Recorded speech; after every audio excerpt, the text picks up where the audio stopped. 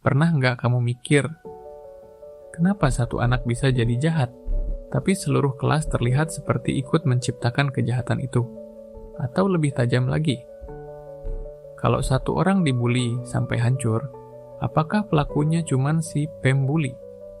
Di film A Silent Voice, jawabannya bikin tidak nyaman, karena ternyata yang diam juga ikut bersalah. Dan yang lebih mengejutkan, kadang yang paling terluka bukan korban saja, tapi juga si pelaku. Lalu pertanyaannya jadi aneh. Siapa sebenarnya korban di sini? Film ini bukan sekadar cerita tentang bullying. Ini tentang bagaimana masyarakat kecil, kelas sekolah, bisa berubah jadi ekosistem kekerasan. Dan ini relevan banget. Karena di dunia nyata, kita sering melihat hal yang sama. Komentar jahat di grup teman yang dijauhi, diam-diam orang yang jadi bahan lelucon bersama. Tanpa sadar, kita sedang membangun pola yang sama seperti di film ini. Bukan dengan pukulan, tapi dengan diam. Kisah A Silent Voice terjadi di lingkungan sekolah Jepang. Tapi kalau kita tarik lebih luas, ini adalah fenomena global. Bullying di sekolah bukan hal baru. Menurut UNESCO, sekitar 1 dari 3 siswa di dunia pernah mengalami bullying dalam bentuk verbal, sosial, atau fisik. Yang menarik bukan hanya terjadinya bullying, tapi bagaimana lingkungan meresponsnya. Di film ini, ada satu anak yang menjadi target, Shoko.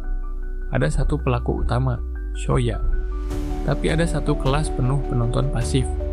Dan disitulah titik paling penting, karena masyarakat kecil ini tidak netral. Mereka ikut membentuk dinamika. Awalnya, Shoya hanya mengganggu. Hal kecil, lelucon, iseng. Tapi yang terjadi bukan penolakan sosial terhadap perilaku itu. Sebaliknya, kelas ikut tertawa. Dan di titik itu, sesuatu berubah. Psikologi sosial menyebut ini sebagai deindividuasi. Ketika individu kehilangan rasa tanggung jawab karena merasa ini dilakukan bersama. Pertanyaannya, kalau semua orang ikut tertawa, siapa yang merasa bersalah? Jawabannya, tidak ada. Itulah bahaya kerumunan. Sedikit demi sedikit, korban jadi normal untuk disakiti. Salah satu hal paling menyakitkan dari film ini adalah tidak semua orang membuli Shoko secara langsung, tapi hampir tidak ada yang membela.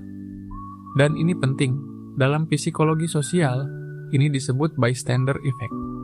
Semakin banyak orang melihat kejadian, semakin kecil kemungkinan seseorang bertindak. Logikanya sederhana tapi brutal. Kalau yang lain diam, kenapa saya harus bergerak? Dan dari luar itu terlihat netral. Padahal sebenarnya, itu bentuk partisipasi pasif. Diam bukan kosong. Diam adalah keputusan.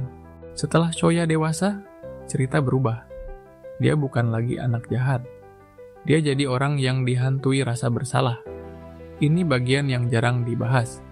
Karena kita sering berpikir, pelaku sama dengan tidak punya empati. Padahal kenyataannya lebih kompleks. Rasa bersalah yang tidak terselesaikan bisa berubah menjadi isolasi sosial self-hatred, bahkan keinginan menghapus diri sendiri. Shoya bukan hanya pelaku masa lalu. Dia juga korban dari dirinya sendiri. Yang lebih dalam lagi, Shoko tidak hanya mengalami bullying. Dia belajar sesuatu yang lebih berbahaya. Mungkin ini salahku. Ini disebut internalized stigma. Ketika korban mulai menerima pandangan negatif orang lain sebagai kebenaran tentang dirinya sendiri. Dan ini menjelaskan kenapa dia sering meminta maaf, berlebihan, sulit percaya orang lain, cenderung mengisolasi diri. Trauma bukan hanya tentang apa yang terjadi, tapi tentang bagaimana korban menafsirkan dirinya setelah itu. Netral. Kita cenderung ikut arus, menghindari konflik, mencari penerimaan kelompok. Kesalahan terbesar masyarakat dalam memahami bullying adalah ini. Menganggapnya sebagai tindakan individu, bukan sistem sosial. Padahal dalam banyak kasus, bullying adalah hasil interaksi banyak orang, bukan satu pelaku. Dan ada miskonsepsi lain, bahwa maaf cukup menyelesaikan semuanya. Tidak selalu, karena luka sosial tidak bekerja seperti luka fisik. A Silent Voice bukan film tentang masa lalu. Ini cermin. Cermin yang memantulkan sesuatu yang tidak nyaman. bahwa masyarakat tidak pernah benar-benar netral.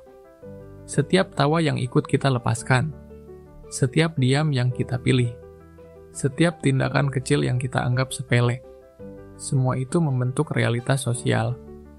Mungkin pelajaran paling penting dari film ini bukan tentang bullying itu sendiri, tapi tentang satu hal yang lebih sunyi, bahwa kadang yang paling berbahaya bukan orang yang berbuat jahat, tapi orang-orang yang membiarkannya terjadi.